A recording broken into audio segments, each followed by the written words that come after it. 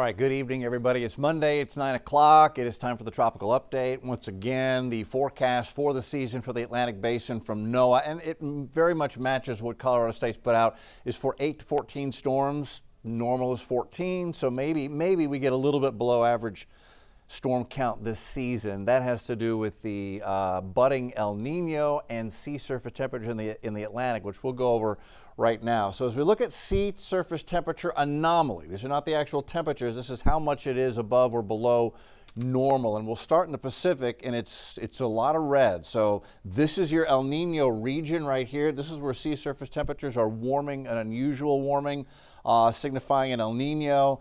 And you can see we're in this, 3, 4, 5 degrees or so above normal across the equatorial eastern Pacific. So currently, officially as of today, it is ENSO neutral. That's El Nino Southern Oscillation neutral. So we're not in a La Nina, we're not in an El Nino yet. We're super close to being in an El Nino, and the outlook is that an El Nino will likely emerge very soon. Just looking at it, we're about overall, we're less than half a degree Celsius below the threshold to declare it an El Nino. There are a couple of other little factors that go into that. We need to begin to see changes in the upper level wind pattern to declare an El Nino. And on some scales, some ways, some folks measure it, this is already crossed over into El Nino. It is very likely that we'll officially be in an El Nino with the warming of the East Equatorial Pacific over the next 30 days, if not sooner than that. When we go over to the Atlantic side, you can see just how much cooler it is over here compared to normal, but still a little bit above normal. If the East Pacific is here as far as above normal, when we look at the Atlantic Basin, the Gulf, the Caribbean, the open Atlantic, we're in this zone. We're a little bit warmer. We are above normal. We are cooler than last year and the year before. So sea surface temperatures above normal, not as warm as last year. So the two big players, sea surface temperature and El Nino. Warm sea surface temperatures, like we have here, would suggest an above normal storm count.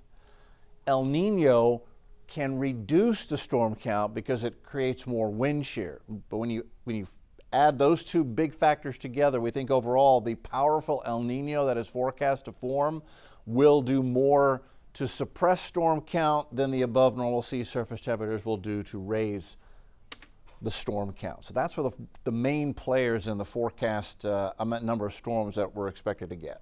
If we get an early season development, it's almost always right here, the West Caribbean, the Gulf, East Coast. As we look at the Gulf of Mexico this evening, very quiet. You can see the upper level flow. There's a ridge of high pressure over the Gulf, thus the clear skies. But what is interesting on this is look at where the cloudiness is being pulled in from. It's being pulled in from the Pacific side. While we are very quiet on the Atlantic and no tropical development is expected here, the Gulf or the Caribbean or the Atlantic for the next 7 days, that's from the Hurricane Center.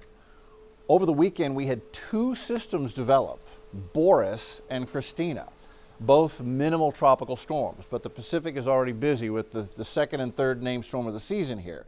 And if you were watching us last week, some of just the big picture flow in the atmosphere suggested that one of these systems or both of them would be able to send either itself or a piece of energy into the Gulf, and that might be able to enhance the rainfall in the Gulf, if not spin something up in the Gulf. We're not sounding alarm bells, but we are just paying a little bit closer attention to the Gulf, and that kind of still is the outlook for this.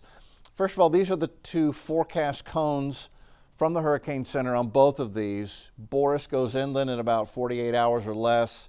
Christina goes inland as well as we head into Tuesday, Wednesday, Thursday, and they both fizzle out.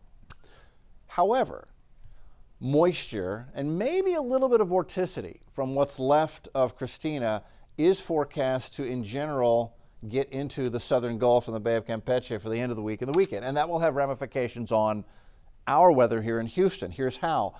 We go into Thursday. There's Christina.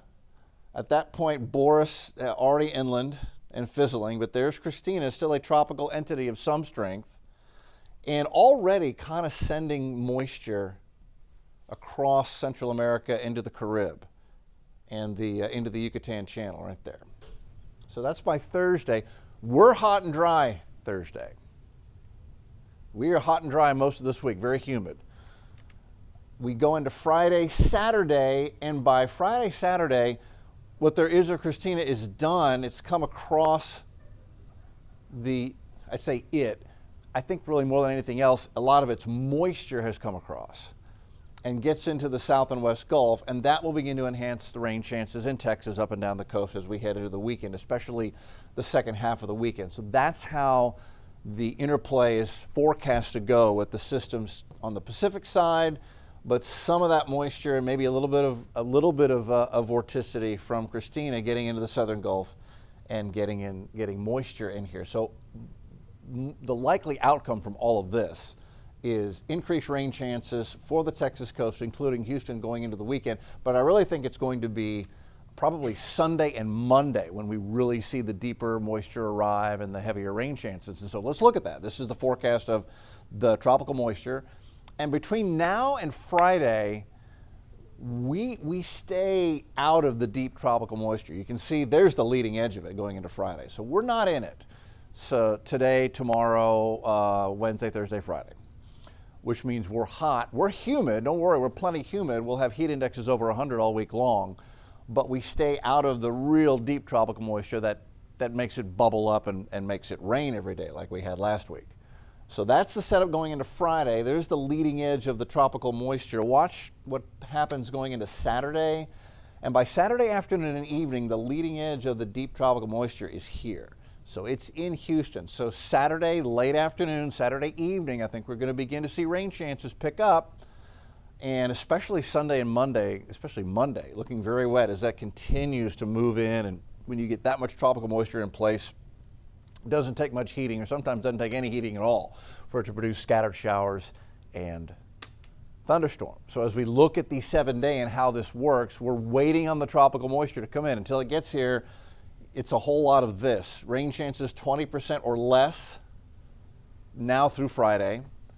High temperatures in the low 90s. That lasts through Sunday. That's normal. Our normal high is 92. So 91, 92 is right in normal. Feels like temperatures, 102, 103, 103, 103, 103. That's a result of the temperature in the low 90s and the high humidity that we're going to have in place. And then as the real deep tropical moisture comes in, and when I say deep tropical moisture, I mean that's where it's not just saturated at the surface, it's saturated through the vertical column up to 30,000 feet and above.